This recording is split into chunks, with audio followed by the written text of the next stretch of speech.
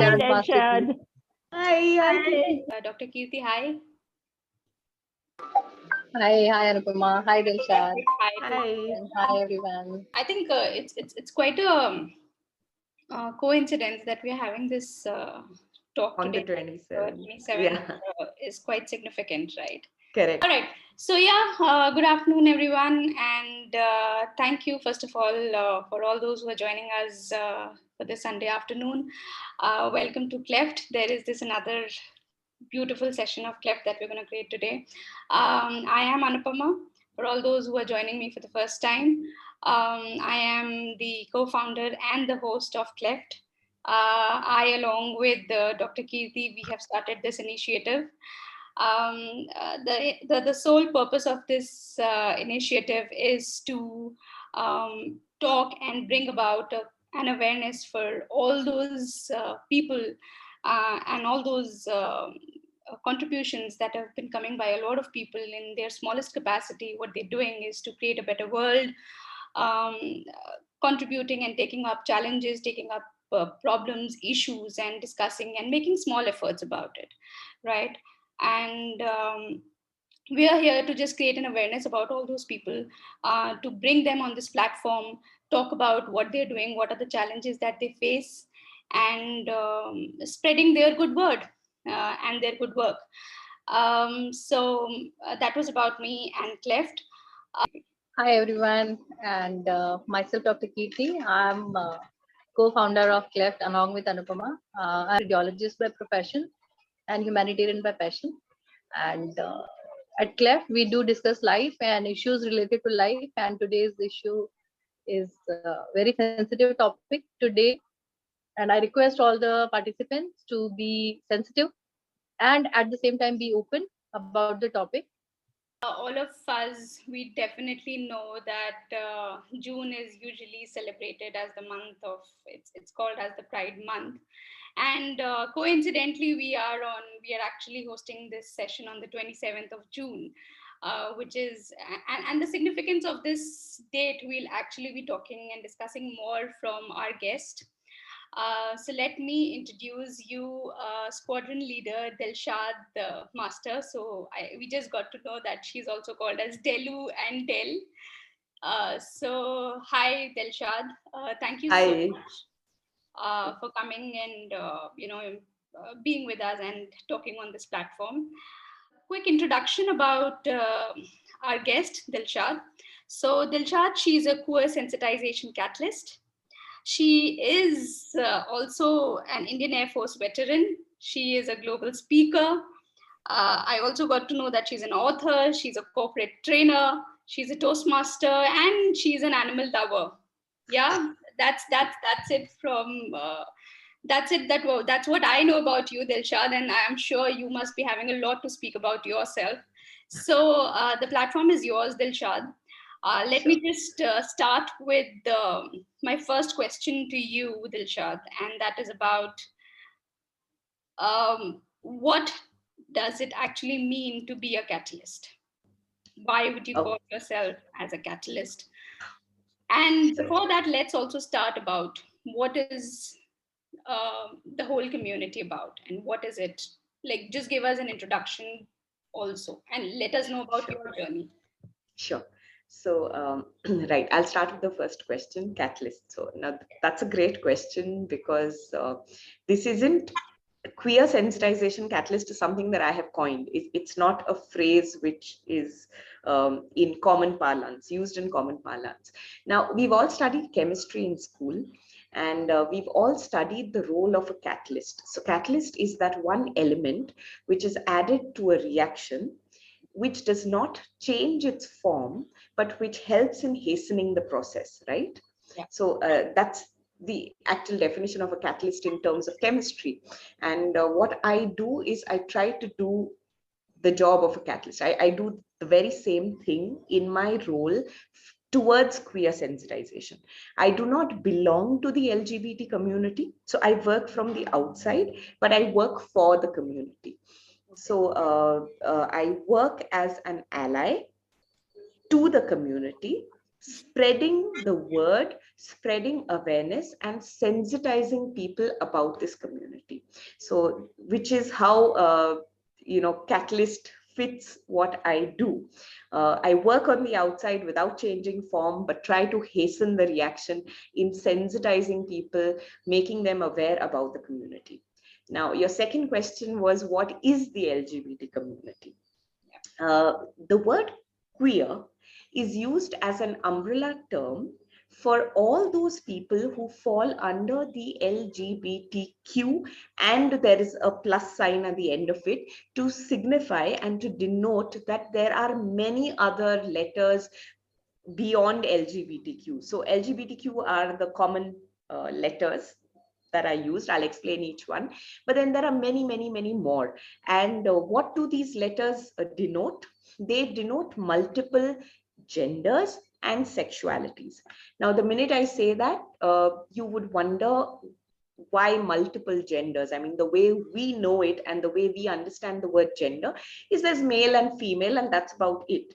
Now, that is called a binary, right? And male and female are not even genders, they are actually sex. So there is a difference between the words sex, gender, and sexuality. Now, sex is something which is allocated at the time of birth. So a child is allocated a particular sex by the medical professional, which means you and I have absolutely no control over it when we are born. Uh, Sex are also of three types, by the way. So there is male, female, and intersex. These are largely determined by a doctor or a medical professional based on factors like your genitalia, your hormones, and your chromosomes. So in case of doubt, a child, in case of dissonance, I mean, if a doctor cannot tell whether it is clearly male or female, the child is termed intersex. It's a 1 in a million chance that a child ends up as an intersex child, but that does happen. It's a biological anomaly, right? And so that's sex for you, something we don't have control over, something which is assigned to us at birth. We mistakenly use it interchangeably with the word gender, right? Gender is something very different. So gender is how you feel and what you feel you are. Your gender identity is entirely within your control. That may or may not match the sex assigned to you at birth. Let's say you were assigned female at birth, so sex is female.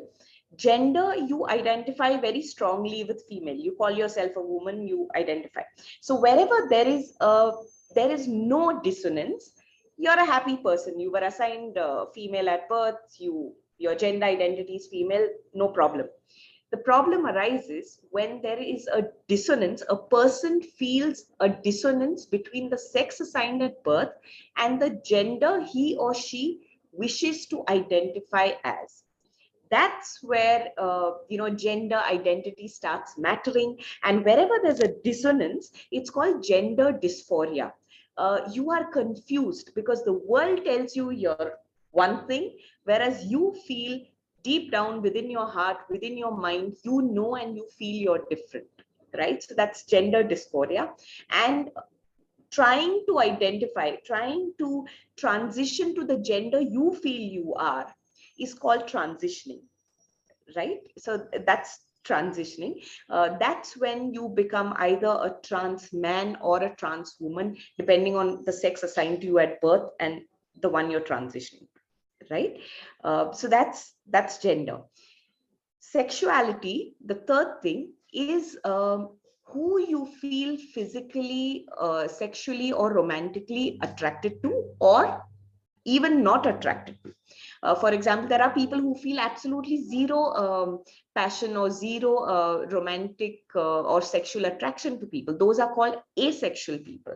And the others, depending on whom you feel attracted to, whether it's another person from your own gender or not, you are labeled heterosexual, homosexual, and there are very many others. There's pansexual, there is demisexual. So these are all sexualities. Who your heart feels attracted to is a sexuality. Who you think and feel you are is your gender identity. And sex is something that, like I said, you have no control over. It's what's assigned to you at birth. So that's sex, gender, and sexuality for you. The queer community encompasses all those people who do not fall under the typical normative binary. We think that the world is simply black and white, male and female, but there is much more to it than just these two. And therefore, the term queer comes into play here. All people of varying gender identities and varying sexualities, the ones that we don't commonly know of, fall under the queer umbrella. Uh, so, have I answered your questions, Anupama? Yeah, wonderful. So I want to understand, Dilshad, from you that you being into Indian Air Force, right? Mhm. And from the Air Force choosing to be a queer sensitization catalyst and actually working for the community. Uh, what's your story? So why did you choose? What's the cause? What's the All story right. behind this? Sure. My journey in the Air Force has very little to do with my role as a queer sensitization catalyst out of the Air Force, right? There is only one underlying common thread which I, I saw in myself, and that was the fact that I never really discriminated based on gender or sexuality. To me, I was okay with it. Like there are people who earlier were phobic and then they sort of sensitize themselves towards the community. In my case, I was never phobic of any gender or any sexuality. Uh, I always had a so-called soft corner for them, but beyond that, nothing much. I didn't know anything about the community. I just knew that I have no problem with anybody being of any gender identity or any sexuality. That's all I knew about myself, that I'm okay with it, right? But I never really made an attempt to understand who they are or how they are or what they are. None of that. All that happened post the Air Force. So post the Air Force, while I was trying to find my feet, trying to look for a second innings for myself, I plan to work on my strengths. And one of my strengths is content creation and training. These were two of my core strengths. I worked in a digital marketing agency in Bangalore as a content manager. One of the verticals, one of the 5 verticals of that agency was a not-for-profit digital magazine for the LGBTQ community. And I was the chief, writer and editor for that particular magazine. That is when I had my exposure to the community firsthand. So I knew about them, but I didn't know anything beyond that. When I became editor for this magazine, that's when I came across people from the community. I came across parents of people who were queer. I got to meet, interact, speak to a lot of allies. I got to understand their trials, their struggles, their life, how it has mostly been. And this is something I keep telling everybody, a common thread that binds almost every person, every queer person, nationally and internationally, is that they have largely been unaccepted by society and family. And almost every single one of them has contemplated, if not attempted suicide more than once in their life. So that sort of shook me up when I heard this common story being related by almost everybody. I wanted to end my life. I wanted to kill myself. I didn't want to live anymore. These are the common refrains I kept hearing from every single person that I spoke to. And that's what changed, I mean, and then something in me changed. I said, this is one community which does not even receive the support of its immediate family, right? Most illnesses, most disorders, diseases, everything, even if the world shuns you, the parents, the family always stand by you. They say, okay, this is my child and I'm going to be with it no matter what, whether it's a terminal disease, whether it's physical, mental, any sort of disadvantage, your family stands by you. But this is one community where even your own mother and father would be ready to disown you. They would rather not have you, completely throw you out of the house, rather than acknowledge what you feel you are. And that's how my heart went out to this community, and I decided I would be the voice for this community. So that's been my journey, Anupama.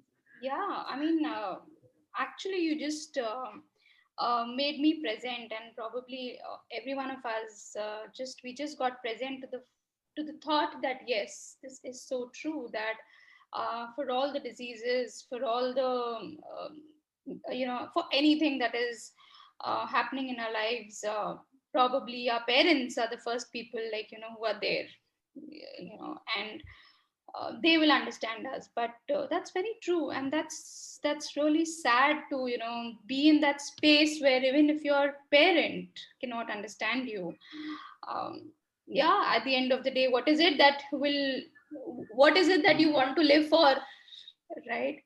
And yeah, wonderful. And I think that's a great thing that you're doing, Dilshad. So Dilshad, now that you were talking about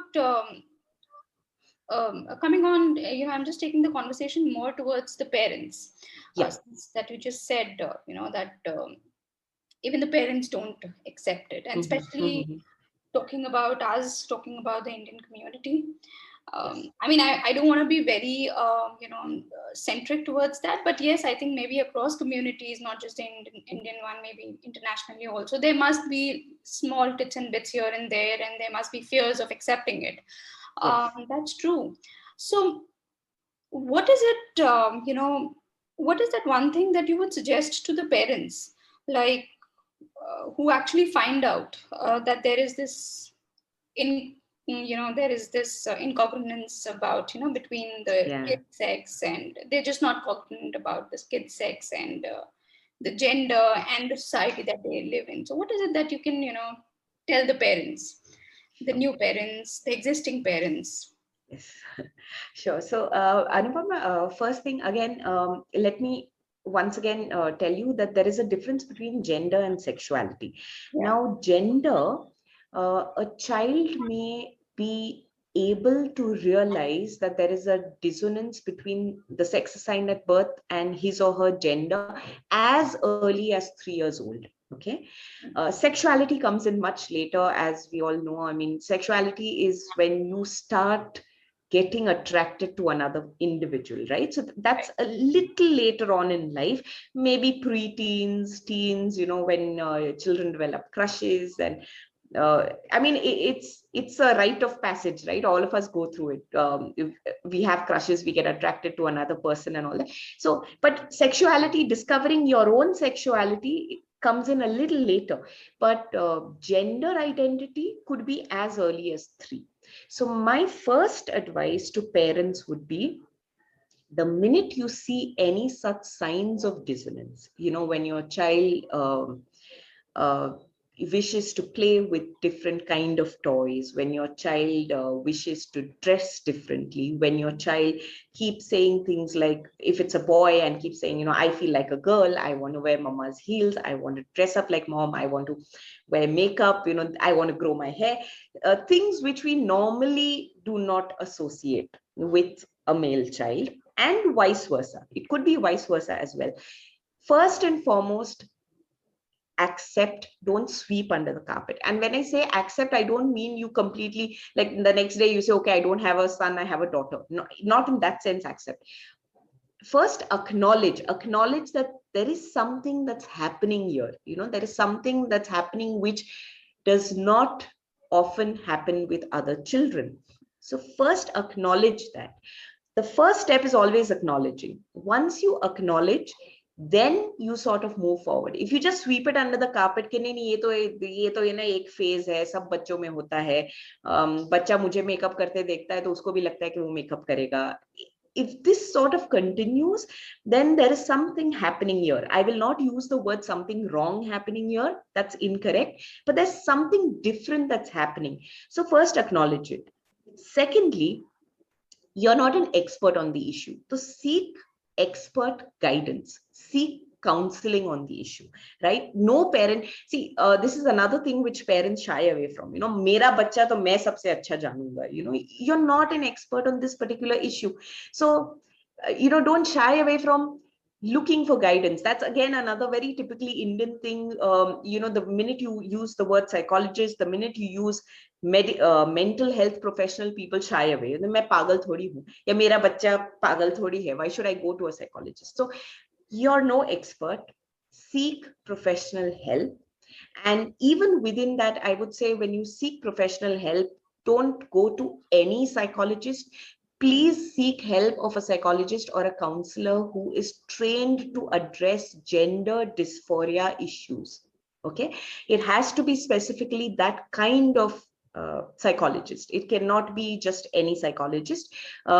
Any psychologist who does not have sufficient knowledge on this subject will simply misguide you, will simply misguide the child and make the child want to believe that there's nothing wrong, and make the parents also feel कि नहीं ये तो phase है निकल जाएगा. So until and unless you seek help from the right professional, you will not understand the issue.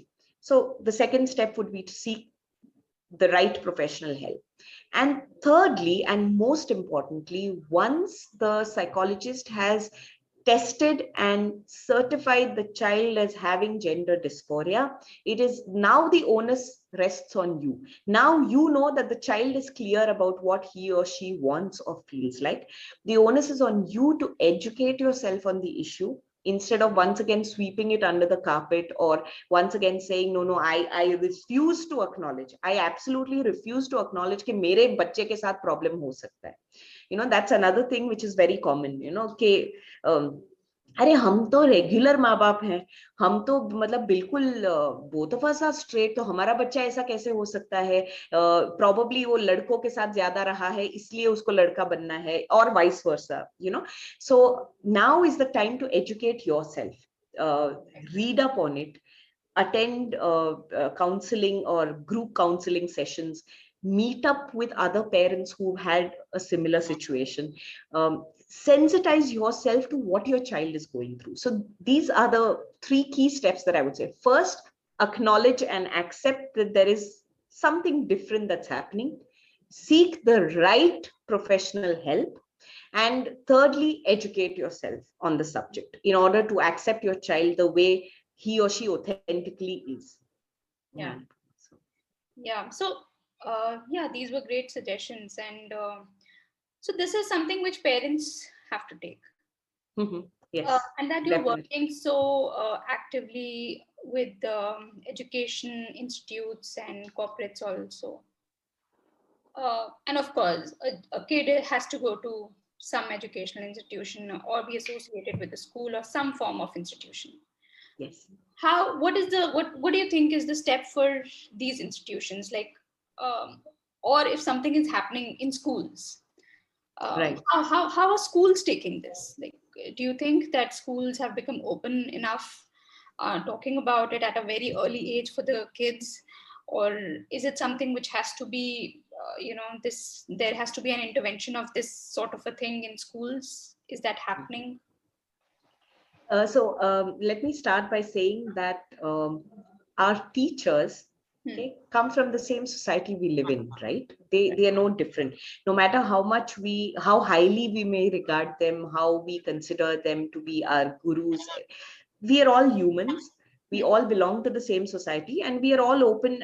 We are all subject to the same biases, the same conditioning that we see all over in our society. So there is no saying that just because I send my child to the school and the teacher knows best, he or she may know everything, right? So let's start with the basic premise that even principals and teachers in schools require sensitization to the issue, because even they, no matter how much they may claim to love children, but there will be a certain bias, a certain misunderstanding, a certain conditioning that they also come with. So it'll not be easy for them to accept the child either. And probably simply because they're not, educated or sensitized into this particular aspect of child psychology, right? So the first step would be to sensitize the education givers themselves.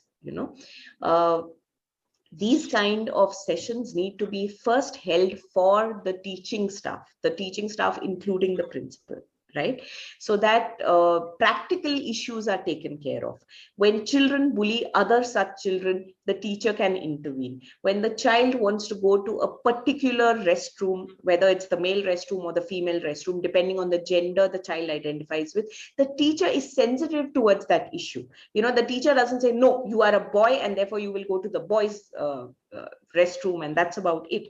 If the child is transitioning, the teacher needs to know and the teacher needs to understand. The teaching staff needs to rise above their own prejudices, above their own conditioning, and that will not happen miraculously. That has to happen through sensitizing. Fortunately, Anupama, as recently as 7th of June this very year, Madras High Court came up with a landmark judgment, an absolutely brilliant judgment by a brilliant and a very compassionate judge, who understood the issues that the LGBTQ community faced. He himself wasn't aware of these. So he first educated himself, he sensitized himself, and only then did he pass this judgment, which is why it is so valuable. He said that schools need to introduce LGBTQ in their syllabus, even in primary classes. And this is the reason why. The child that goes through this kind of dysphoria knows what he or she is feeling. It is the others, the adults, who need to be sensitized on the issue. And unless they are sensitized, you are adding to the child's dysphoria. You are ruining the child's self-esteem and self-worth by pushing him back into the box where you think the child should belong. The child is trying to break out of the box and you are pushing him back in. And school is a large part of any child's life, right? You spend almost 8 to 10 good hours of the day over there. And if this constant hammering keeps happening, you're a boy, or no, you're a girl, constantly people keep hammering it onto the child, it has an impact on the child. So I would say this talk has to first begin with the staff, sensitizing the staff, the teaching and non-teaching, and the management of the school, and then introduced to children as early as the primary classes. So class maybe 1 or 2 onwards, because the child is already 5 or 6. I mean, that's a good enough age to speak about it in terms that a child would understand. Yeah, definitely. And I think the kind of information that we have, social media is there. So I think now kids are more, it's easier to talk to them faster. Yes. So yeah, Absolutely. that makes sense. Two things.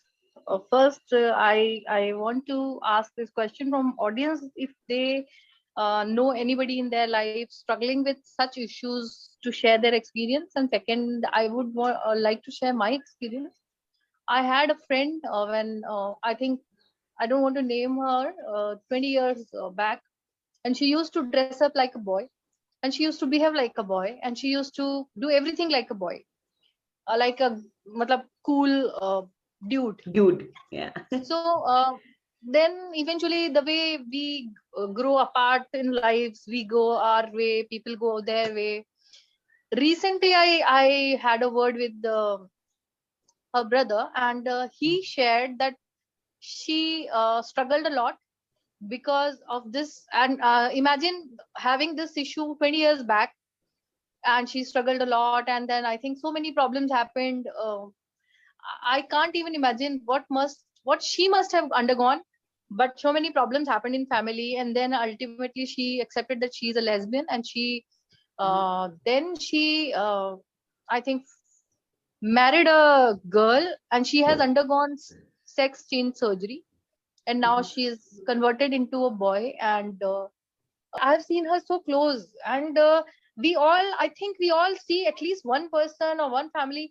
And I've heard stories where parents just marry their kids to anybody, just imagining कि कोई बात नहीं, इसका ठीक जो हो भी जाएगा. इंटरेस्ट है, हाँ. इसका जो शादी भी के बाद इंटरेस्ट सब है, ठीक हो जाएगा. हाँ, लड़की से शादी करा दो, शादी के बाद ठीक हो जाएगा. And I've heard stories with very close people जहाँ पे उनकी शादी नहीं चल रही है because later on the girl found out that the boy was a gay. and then the marriage broke. And the problem in India is that the divorce itself is a taboo. So the lady lives with the man and the man lives with the woman, and they both are not having any functional marriage, and the boy is still having relationships outside of marriage, and the girl is suffering silently. This happens, and I want audience to know that this happens very often, more often than Yes. we know, because people don't come forward. So what Kirti spoke about, she spoke about two things. One was the gender dysphoria that her friend had, and then later she said that she's a lesbian. Now, I would like to correct you here, Kirti, and just say that uh, one, gender dysphoria was why she was dressing up, and it's called gender expression, how you express yourself externally. So her gender expression was that of a male, and then she completely transitioned to a male. Now, once she has transitioned to a male and become a trans man and falls in love with another woman, she is not anymore homosexual. She is heterosexual.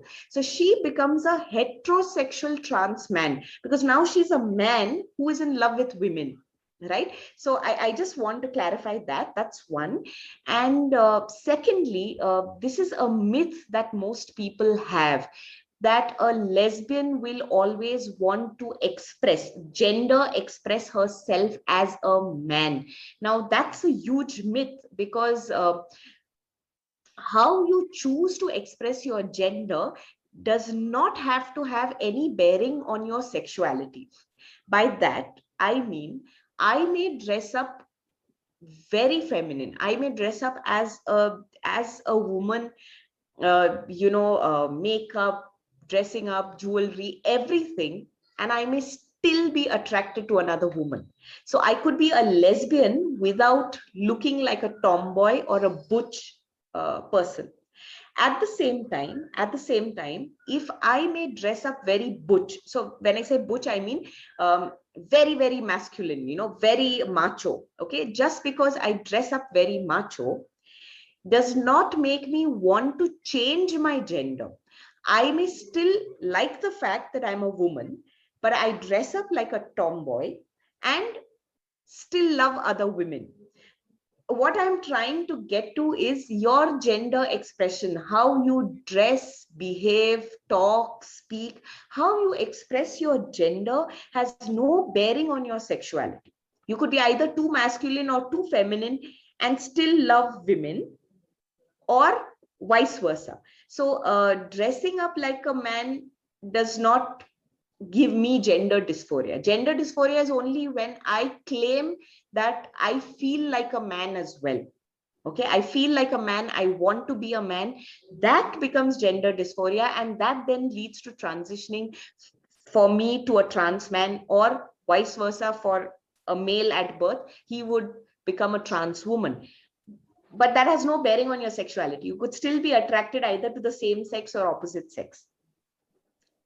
Am I Thank able you. to Thank you clarify? for clarifying. Yeah, because before changing her gender, she fell for a woman, so she was labeled as a lesbian. Lesbian, yes, yes. Labeled as a Correct. lesbian, and then when Correct. she converted her, because it is not just as simple as a gay and a lesbian. It is far more to it. That is what we Complex. came to know from you. No.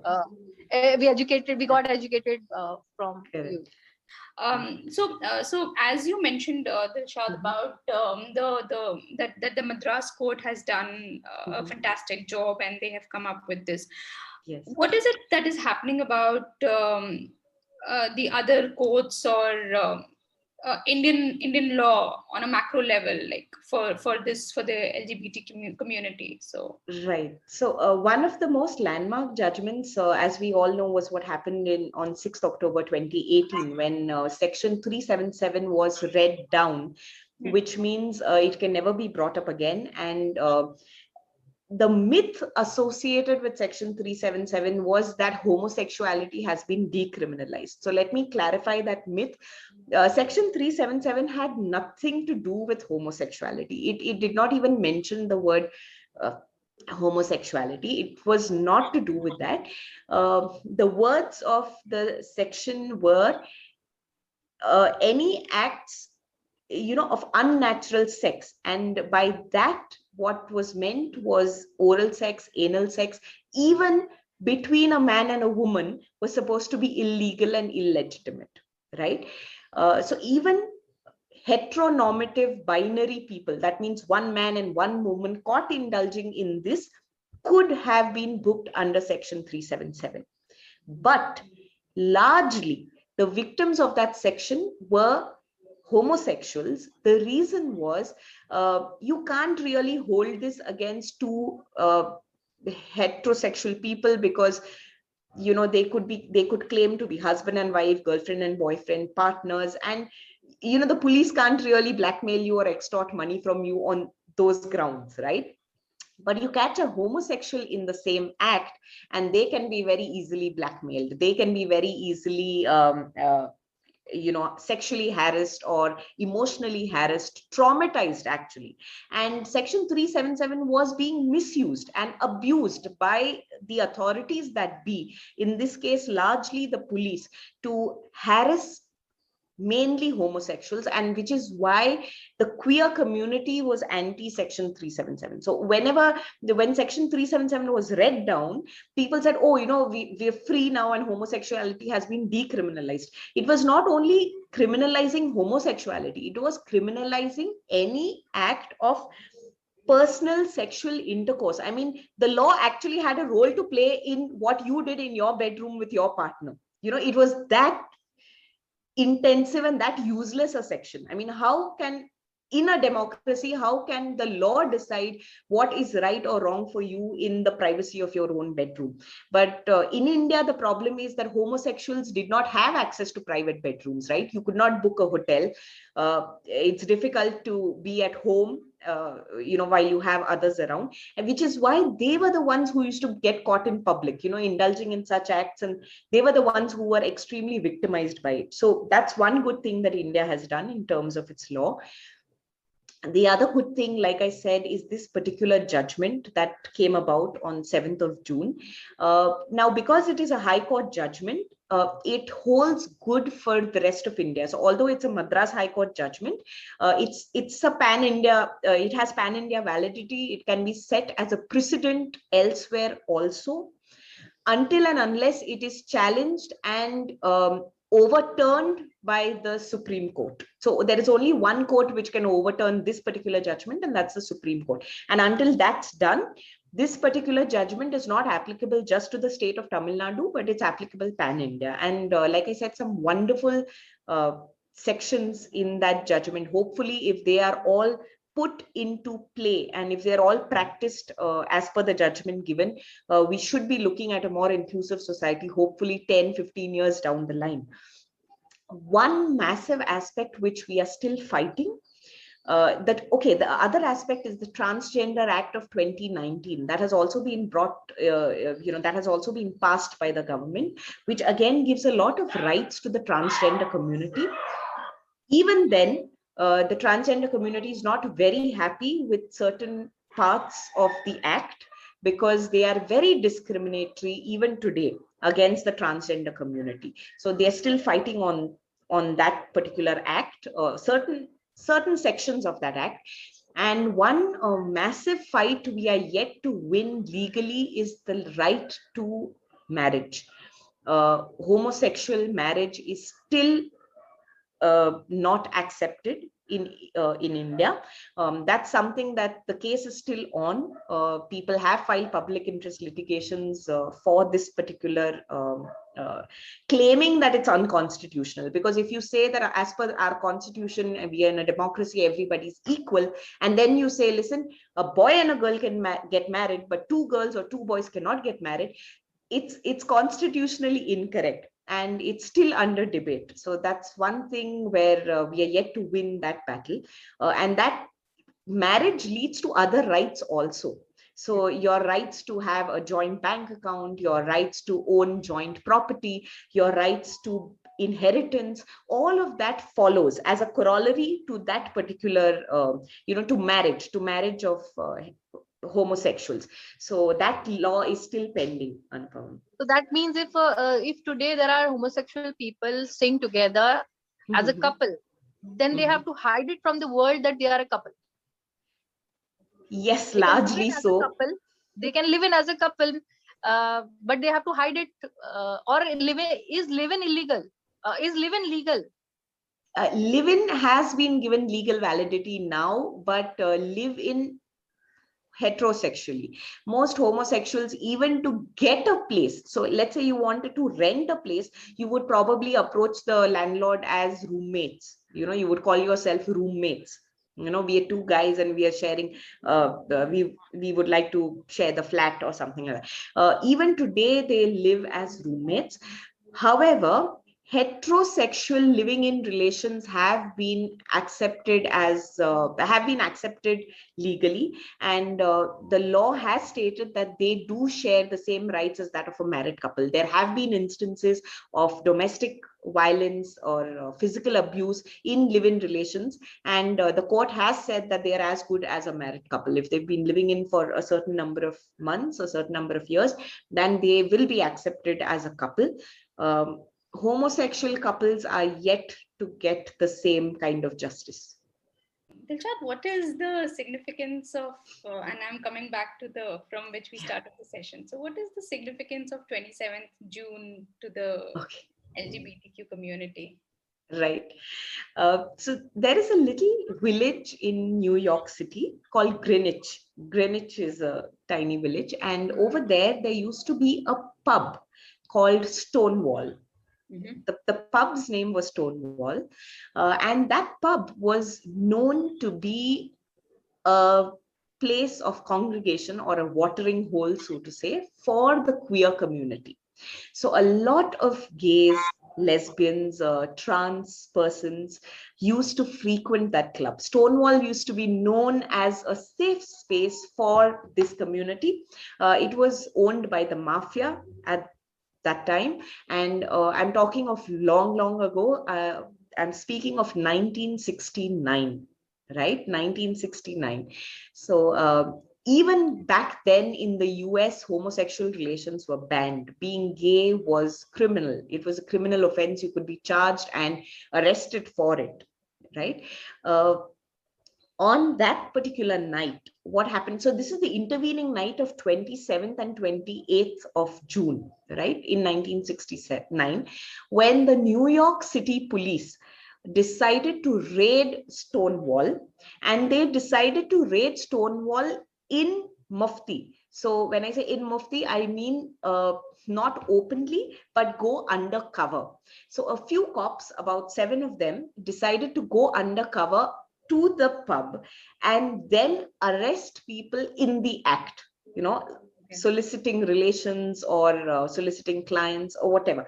So they wanted to do it undercover so that people could be arrested prima facie. I mean, you see it happening and then you arrest them, right? Because those were times not of CCTV cameras. Those were not times of, recording things on your mobile. So you had to be arrested while doing it. So, and therefore they went undercover.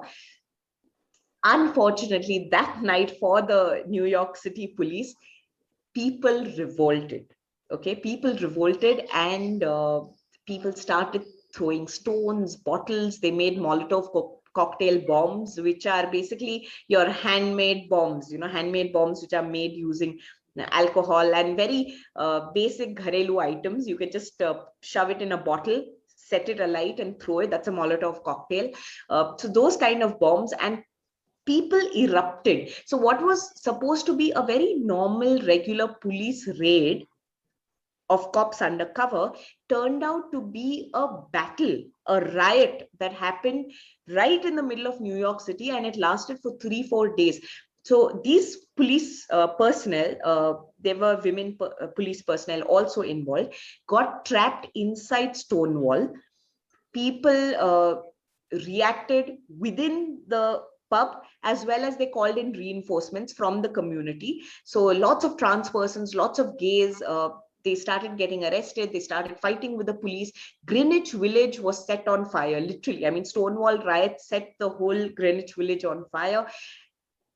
New York police reinforcements came in. The city was completely ghiraud, and this kind of lasted, because this was the pinnacle of their frustration. I mean, the police had gone this far, until then they used to conduct raids, but they had never gone undercover and conducted such raids. So this time the people erupted with sheer violence because they were not being allowed to live, breathe, and be themselves freely, right? So their frustration sort of broke free that night. And almost until 30th June, the riots went on. And that's like a black mark in the history of New York City and the police department. The next year, post that, 3 LGBT activists held the first Pride March, and they then declared June month to be June month to be the Pride month because it was significant of this. And from there, the movement for LGBT rights actually began in the westernized world. And that's why most countries today recognize June as Pride month and Stonewall riots as the defining moment of the LGBTQ struggle. So that's the history Wow, behind wonderfully Stonewall. explained. I mean, yeah, that was a very detailed explanation. So that's quite an important. It's like a landmark Moment, day for yeah. the whole LGBTQ community in that sense. Yeah. Wow. Okay. Great. So and this is going to be like my last question to you. Okay. So and then I'll open it up for our participants and viewers if they've got questions. Um, can anyone be a catalyst or an ally? So if anyone Absolutely. wants to um, be this person, be you, Mhm. can we be that? And what does it Absolutely. take to be this person? I would love it. I would welcome it. I would embrace the idea of all of us turning into allies. Being an ally is not something very unique to me, or like I said, queer sensitization catalyst is simply a title that I've coined for myself. But that doesn't stop anybody else from being an ally. I am simply an ally to the community. So all this QSC doesn't really matter. The underlining fact is I am an ally, period. And anybody who chooses to be an ally can be so. All you require is to have an open mind. You require to educate yourself on these issues. And the basic underlining fact has to be you've got to treat the other person as another human being, who he or she feels like, what is their gender identity, or who they feel attracted to, should have no bearing on our relations with another person. Exactly. Right? If I'm your friend Anupama, like, we always keep saying, this heterosexual people pride themselves on, यार प्यार किससे हो जाता है उस पे मेरा क्या कंट्रोल है, ठीक है, चाहे वो गोरा हो, काला हो, पैसा वाला हो, किस जाति का हो, किस धर्म का हो, मैं ये सब कुछ नहीं देखता हूँ. But when it comes to gender, then suddenly we differentiate. अरे छी छी, ये मतलब ये लड़का है, लड़के के पीछे पड़ा है, so we take pride on one aspect of being completely blind. Love is absolutely blind. And the minute you get to know about same sex relations or same sex couples, you suddenly say, like, you suddenly cringe at the thought.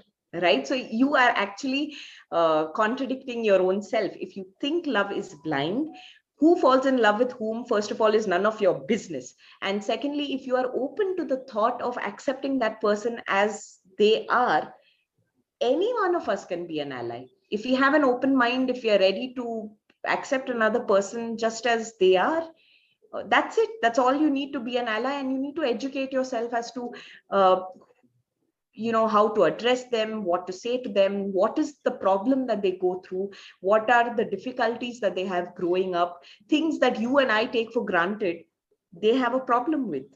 So even to visit, like I said, the restroom is an issue for them. Even to hold hands in public is an issue for them.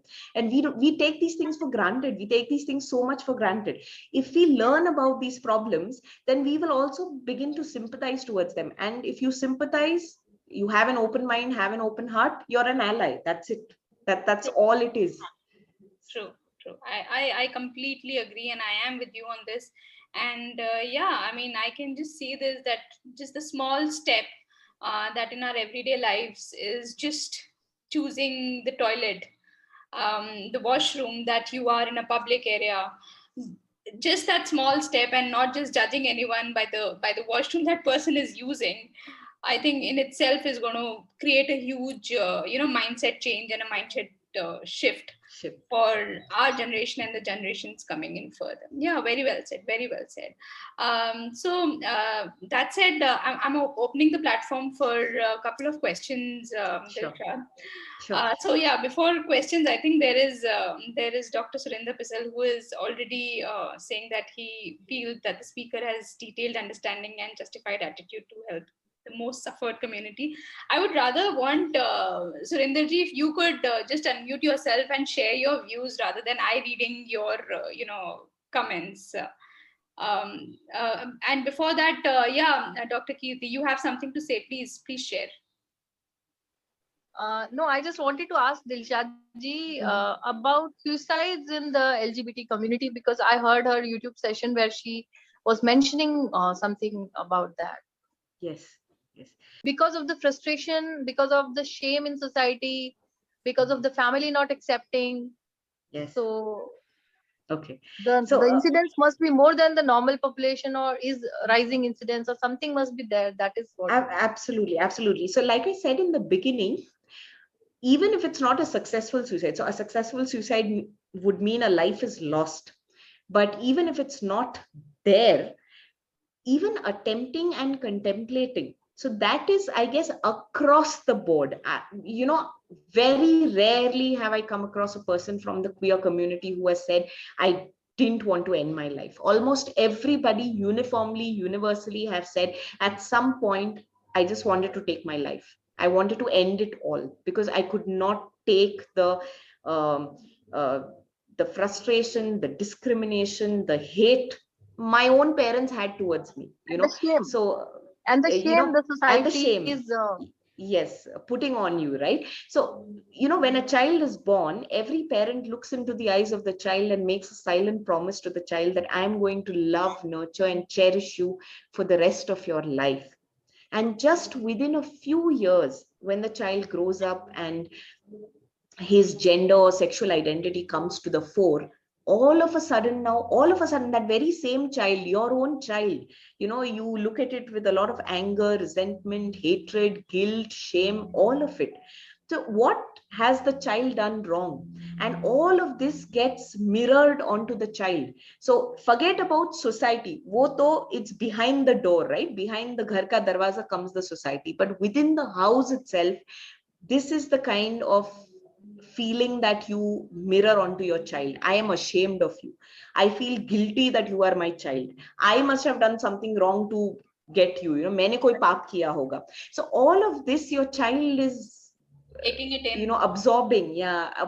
And so would you blame the child to want to end its life if you put so much of guilt and shame on the child कि यार मैंने क्यों तेरे को पैदा किया? Like, why are you even my child, and why do I even have to bear you? Why do I have to call you my own child? That's the kind of pressure you put on the child. Forget about external pressure. That's another whole level of bullying and sadism that happens to an LGBT child. So sorry, coming back to your question, Dr. Kirti, there are no clear statistics, because so many times, even suicides, the real reason for the suicide is swept under the carpet. They just say कि कम number आ रहे थे, या कुछ लड़की या लड़के का लफड़ा था इसलिए suicide कर लिया. But these are largely the reasons. The numbers are uncertain. But one thing I can tell you is almost every queer person has contemplated suicide, if not attempted it, and if not attempted it successfully. So that's like I said, the common thread within the queer community.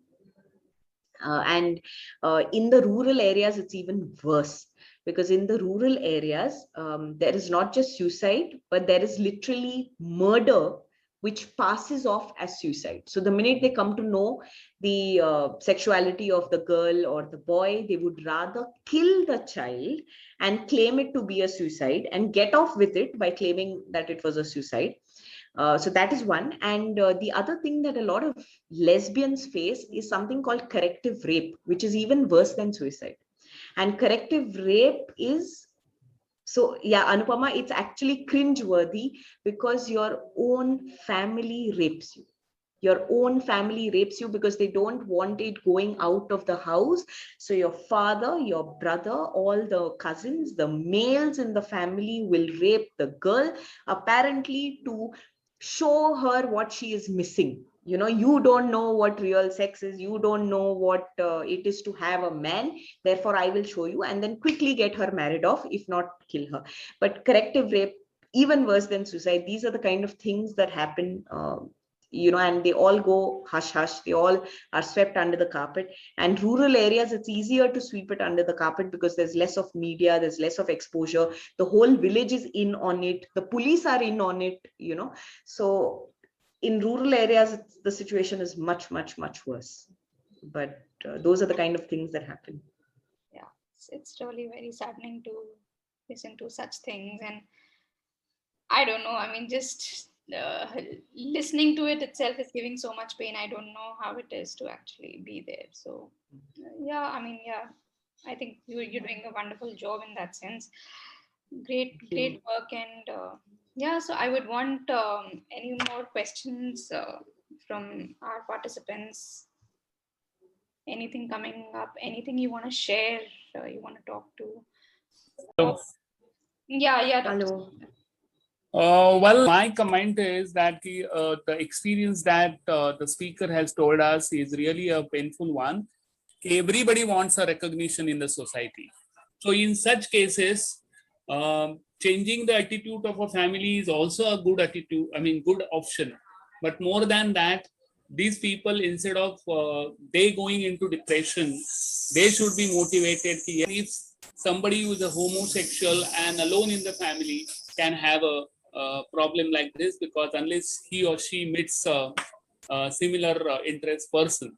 So we have to have such effort where these people can be brought together, or we have to improve, or you can have a psychological sessions for people who are homosexuals, wherein they can have understanding ki don't bother about the society the way you think it is required.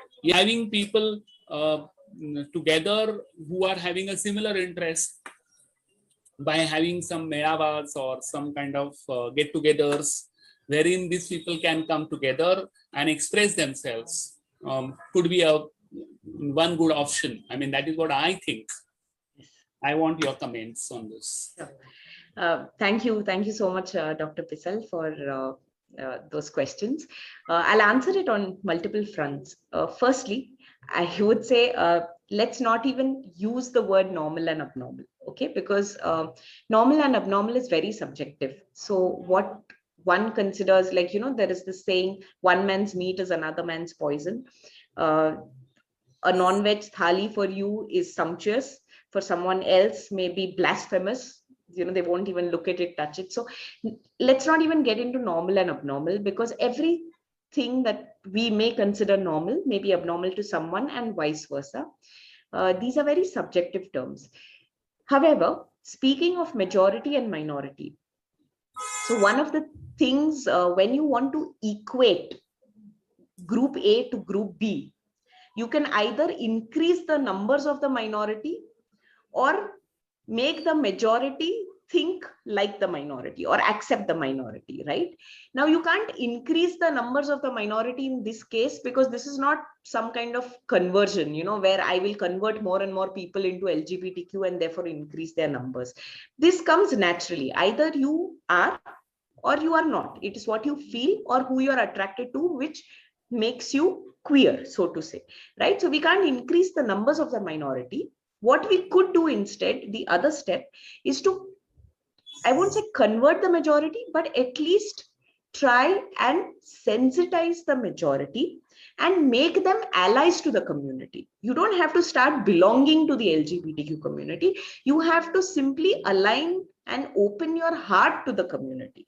And once you've opened your heart to the community, automatically the numbers of the so-called majority who think normally or who think heteronormatively, who think binary, decreases. So more the allies rise up, those people are sidelined, those who are fanatics or those who want to shun this community, their numbers decrease, the allies increase. This community, of course, remains where it is. It grows naturally, right? So we need to strengthen our ally base. That is where the change will happen. We need to sensitize those in the majority who think in a particular way and get them to think for the community, get them to think towards the community, allied towards the community. I agree. And I agree. In this particular case, what you are saying is probably a correct way of doing it. But the problem is that this is going to be a time-bound process. Maybe it will take years together to happen, the way you are saying. And if it happens, something like it. Today, it's a question of existence for a few people. In order to support those people, it's something like an acute problem. Where my survival as a homosexual is challenged. Now, by the time society will accept, maybe I will die and my subsequent future people may be into that position. So it's going to be a long process. So it's okay. Today I am suffer. Today it's a question of my existence. What about them? So we have to either make a majority to accept them, which is again challenging question. Even on legal front, it is challenging. Right. Then why not boost up their kind of morals, wherein they will think, forget about. I mean, I always say, why bother about if you want to think society? Correct. Don't bother. So let me answer that. I'll tell you. I mean, that kind of a confidence, if it is given to the people who are the minority, I think to approach minority would be a easy way to rather than approaching a majority. Your target is approaching a majority. No doubt. I mean, we can go on that effort, creating allies and creating supporters is ongoing process which we can continue. But today, the one who are suffering are the people who are affected, and because where they feel they have a rejection from the society. So, Dr. Pisal, let me tell you that there are lots of NGOs working towards upliftment of the LGBTQ community, right? And there are not just NGOs, but there are organizations which are not for profit organizations. There are pride marches. There are also corporates who are taking on the onus of providing employment, including a lot of diversity within the organization. So another myth associated with the community is if you want to provide them employment, it has to be only blue collar work. They have no place in regular white collar jobs. So that's another myth which a lot of corporates are also breaking. So we are getting there in terms of the queer community. It's not like for me as a catalyst, what I'm trying to do is strengthen the ally base. Right? That's what I am doing. But that does not mean that the LGBTQ community itself, or there's no support within the community. There is tremendous support within the community. And the good thing now is even the law is supporting the community. So earlier it was the community for itself. It was just LGBT people for the LGBT people. Now there are 2-3 other forces which have joined the community. One, like I said, is the corporates. The corporates have joined the force in a large way. The other is allies like you and me. If we feel for the community, then we are a sizable force. We are growing in our numbers. And the third, of course, is the judiciary. The law itself is now changing one after the other. You had your, like I said, 2018 judgment, you have your Transgender Act of 2019, you have the 7th June judgment of 2021. So the law is also now with them, right? So there are many forces working from within and from outside for the benefit of the community. They are not alone anymore. One place that we really need to change is the law regarding basic right to education. Although on paper it states right to education is for all, In actuality, that's not the case, which is where I said that, principals, school management, and teachers all need to be sensitized. If we provide the right education, if we provide the right opportunities, this community can very easily be integrated into normal society. We don't have to have only trans women begging at the street signal or prostituting themselves for a living. We need to, like, if you have the Skill India program, have the Skill India program for trans women, or have job opportunities commensurate to your education qualifications. It does not mean that because she's a trans woman, she can only be given, blue collar jobs. If her qualification is commensurate to a particular high profile job position, by all means, a trans man or a trans woman deserves the opportunity to work there. And these are ways and means by which we can integrate them into society. So to answer your question, Dr. Pisal, all of that effort is happening parallelly. I have one Yeah, more question. simultaneous. Is there any scientific reason why such kind of things happen in a particular individual?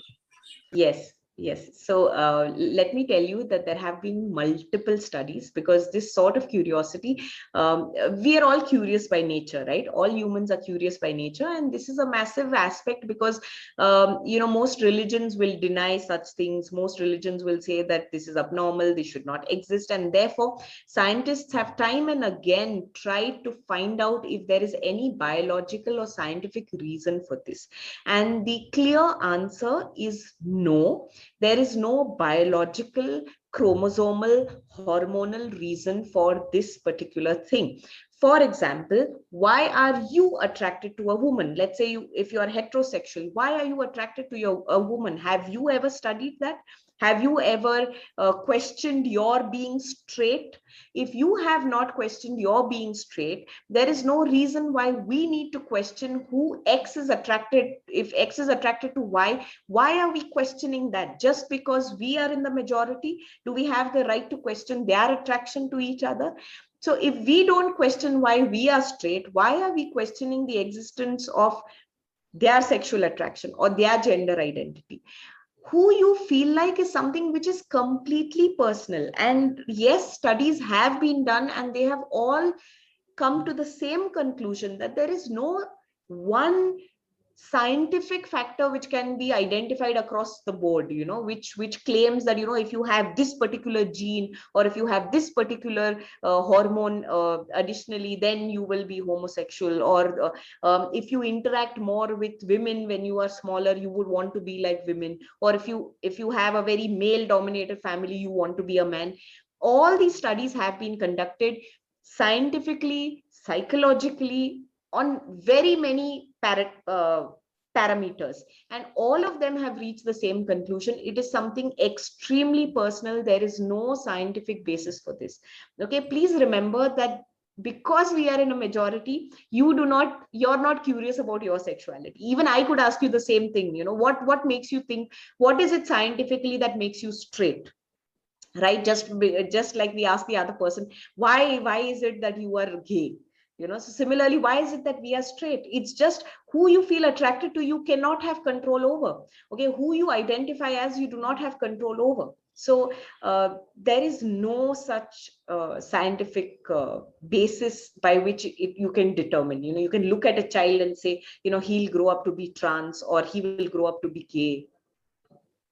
But is there a social behavioral influences which can affect the behavior of a person? So the first sentence in our social sciences textbooks or in sociology is, man is a social animal, right? So I'll go back to that. Man is a social animal. Each and every one of us is a sum total of our experiences, our conditioning, our upbringing, and to a certain extent, even our genetics, right? We are all a sum total of that. So gender and sexuality is just one little part of what defines us. We all grow up with a lot of biases and prejudices. We all grow up with religious conditioning. We all grow up with social conditioning. educational conditioning. So all of us are a result of that. And a lot of our thinking, a lot of our behavior is based on these factors. So just to claim that gender and sexuality is determined by the environment is incorrect. Everything about each one of us is determined by multiple factors, not just one, but multiple factors. Our prejudice towards this community is also dependent on these factors, right? Some people may have a religious prejudice against them, that my religion doesn't permit it. Some people may have a very social bias against them. Once I got harassed by a trans woman at a traffic signal, so I hate all of them. I have categorized all of them depending on my one experience which I had earlier, and therefore I put all of them in a box and say I hate them. So everything about each one of us is dependent on multiple factors, not just about being LGBT. A lot of our behaviors stem from our experiences, upbringing, and our conditioning. So if I say that such kind of behavior is a normal variation of, yes, it is. I Yes, think you're I mean, That, You're that's absolutely a better correct. way to put it up. I think that is what is more required to create in the society. And even I recall that there was a character Shikhandi in Mahabharata. It's as old as if we go back to Absolutely, Mahabharata. absolutely. And the most important part is that we are conversing on this topic. And to be very frank, I was nervous till the session began, because I was not sure that if there will be audience, there will be participation, there will be questions, or people will be comfortable having this conversation. And I'm really glad for all those who came, and all those who are watching on Facebook. And there are few things that I would like to continue educating people. So one is sex. Sex is something that you're born with. Gender is something that you identify yourself as. Yes, Either you correct. identify yourself as a male or female, irrespective of the sex that was assigned to you at birth. And the sexuality is something for which your heart beats. So as you Yes. said, the sex is the physical, in the physical domain. The gender is in the mind, Yes. and the sexuality is in your In heart. the heart, yes. And yeah, LGBT plus means L is lesbian, G is gay, B is bisexual, Yes, that's T is correct. Yes. transgender, Q is queer. Queer is a term, umbrella term that includes everything. And plus That's is there are so many variants of the sexualities and correct. these things that all come under this umbrella. So this Yes. is something. And Pride is Pride month is June is the Pride month that we celebrate as bringing this community out of their shame and making them comfortable that you should be proud of whoever you are, right? Yes, absolutely. And Absolutely. this is something that we all need to educate ourselves as, and I'll continue doing this. And thank you, Thank you. DELSHAD Master. I'm really happy that we created this conversation, and this will continue forever, since the live video is on. We will put it on YouTube, and then people Sure. will be asking. And thank you Sure. for sharing your cause with us, and for coming Thank on a you. platform. You agreed for this session months back, 2-3 Yeah. months back, and here we are. But So I'm thank glad you it so much. happened in That's June. such I'm a, so happy that yeah, it that's happened such a in June. coincidence, that it happened Yeah. today. And exactly, today. So Yeah. that's amazing. That's fantastic. But And I think it was a wonderful session, Dilshad. I mean, you have explained it very well, a very detailed explanation. Because honestly, me as a person also, I was also not very much aware about it. And it's not about being aware. I never consciously made an effort to even know about what is happening in the community, and why is it, why should I be even associated to it? right. Was the first thing that came to my, it comes into my existence, that why you need to be associated. But now I understand that yes, the cause is to be an ally. I found out the answer over here, that my role over here is going to be an ally, to be a catalyst in whatever capacity I can. And that is actually that is something which is a takeaway that I am going to have from this session. Right. Um, Right.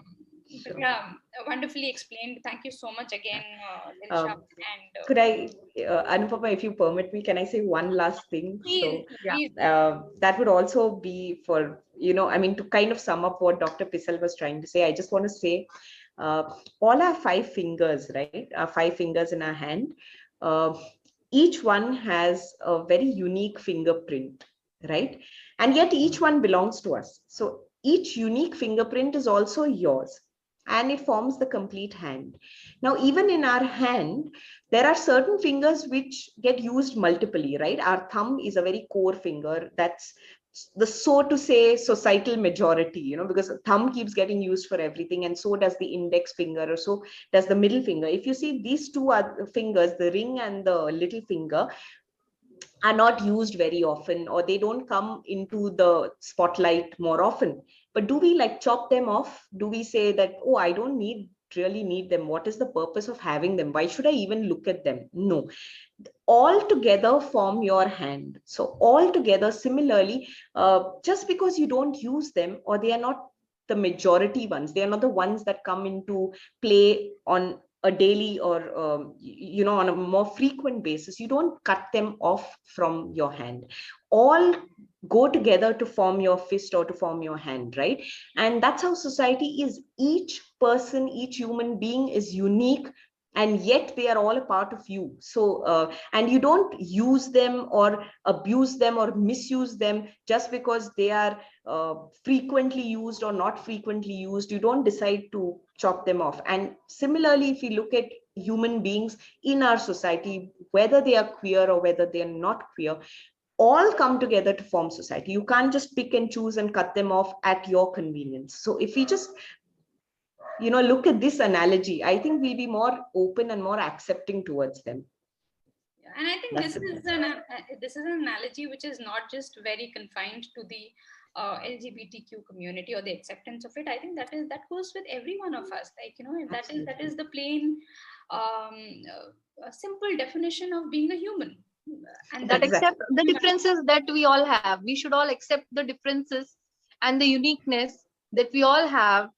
And those differences and uniqueness can be in not just in terms of your choices, your intelligence, your likes and dislikes in daily routine. It can continue till your Way beyond. sexuality as well. As simple as that. Absolutely. So caste, creed, community, religion, all these differences, and yet you call your hand, right? All the fingers make up your hand. Right. Yeah, the same thing with society. right. Great. So yeah, with that, I'll end the session. Thank you again. You can share your links about on the group, on the WhatsApp group that we have, and yeah, we will stay in touch, and we'll see that we can have more discussions and more sessions around this, and where you would want to share more of your experiences or your learnings, and bring the whole ally community, or grow the ally community actually. Thank you so much. Thank you. Yeah. Thanks a lot. This is a critical step, and I thank you and Cleft, both of you, to give me this platform to reach out to as many. That's the idea. The idea is to strengthen the ally base. So Sure. thank you so very much for being those allies and providing me this platform. Thank you. Thank you. Thank you so much. Bye. Bye Bye. bye. So I'm Bye. Bye. session.